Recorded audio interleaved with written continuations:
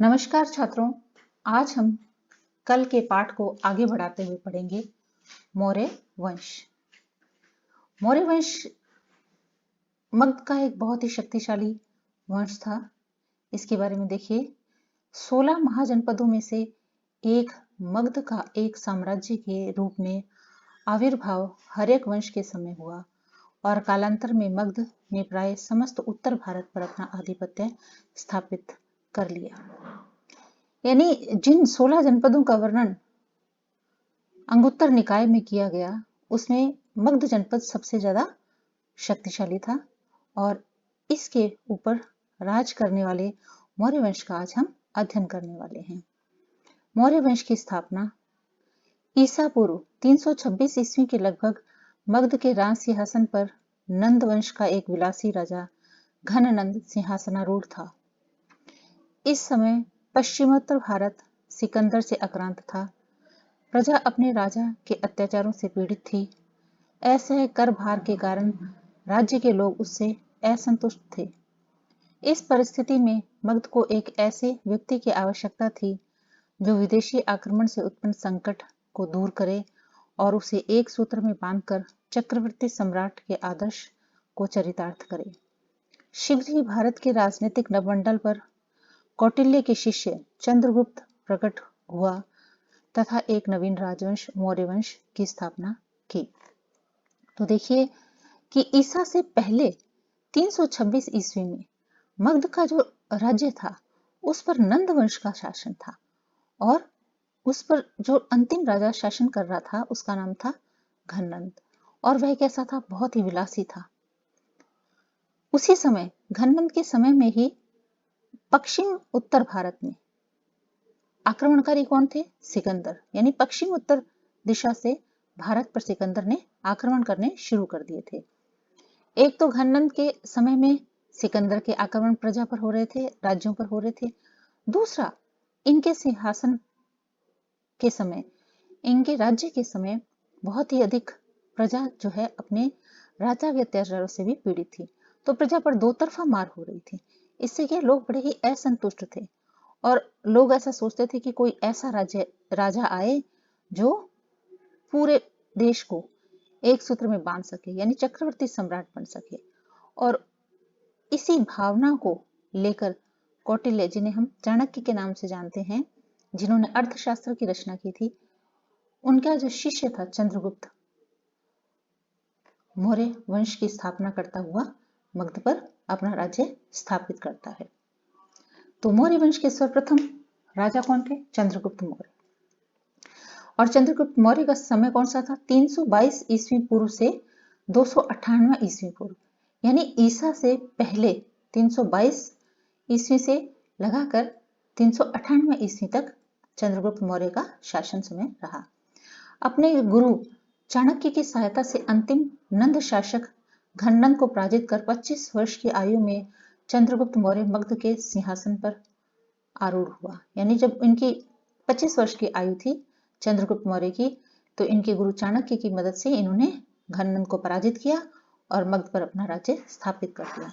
चंद्रगुप्त मौर्य ने व्यापक विजय अभियान करके प्रथम अखिल भारतीय साम्राज्य की स्थापना की। यानी भारत का प्रथम अखिल भारतीय साम्राज्य किसे माना जाता है? चंद्रगुप्त मौर्य के राज्य काल को माना जाता है। यानी भारत का प्रथम अखिल भारतीय राजा कौन था? चंद्रगुप्त मौर्य।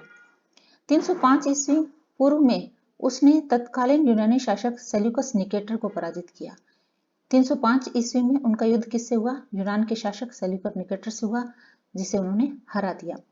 संधि हो जाने के बाद सेल्यूकस ने चंद्रगुप्त से 500 हाथी लेकर पूर्वी अफगानिस्तान, बलूचिस्तान और सिंधु नदी के पश्चिम का क्षेत्र उसे दे दिया।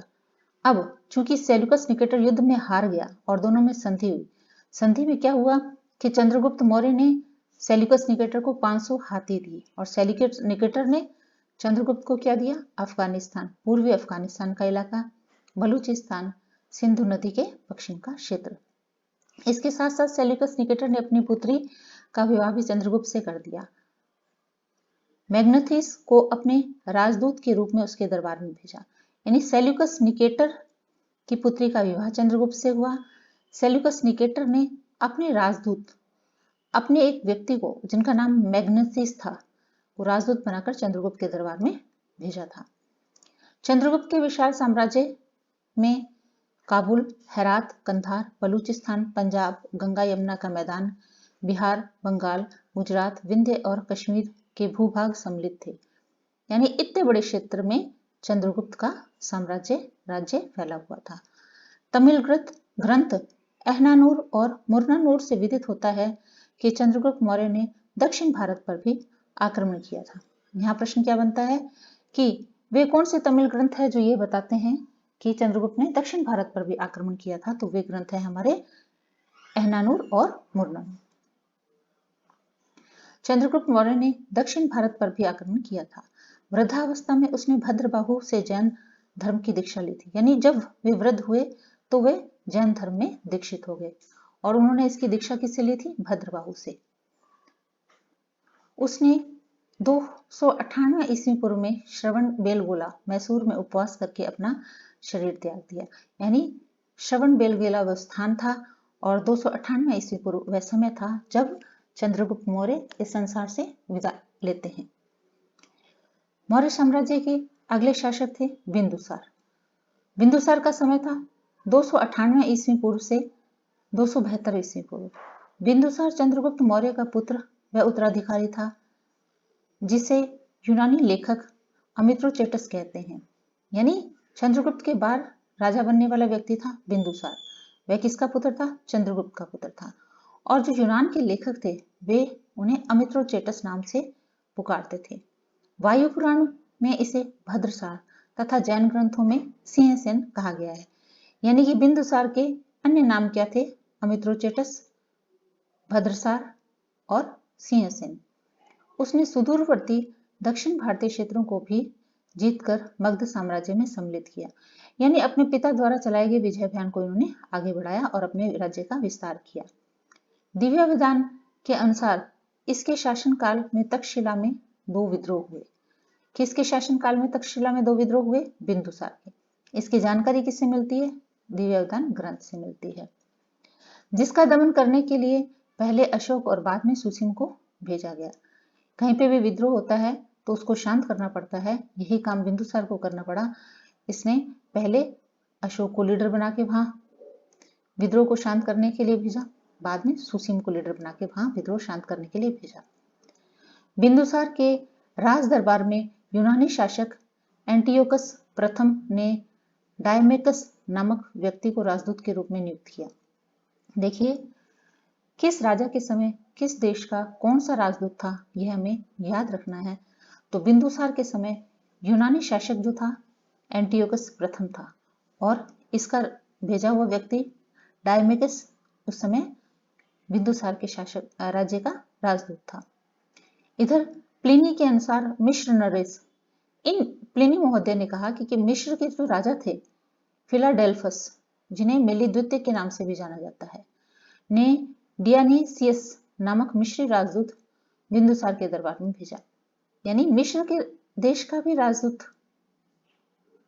बिंदुसार के दरबार में था और यूनान के देश का राजदूत भी बिंदुसार के दरबार में था। तो आज की कक्षा हम यहीं समाप्त करते हैं और अगली कक्षा में आपसे फिर मुलाकात होगी। तब तक पाठ को पढ़ें, समझें, याद करें, अपनी पढ़ाई को जारी रखें, स्वस्थ रहें, मस्त रहें। जय भारत।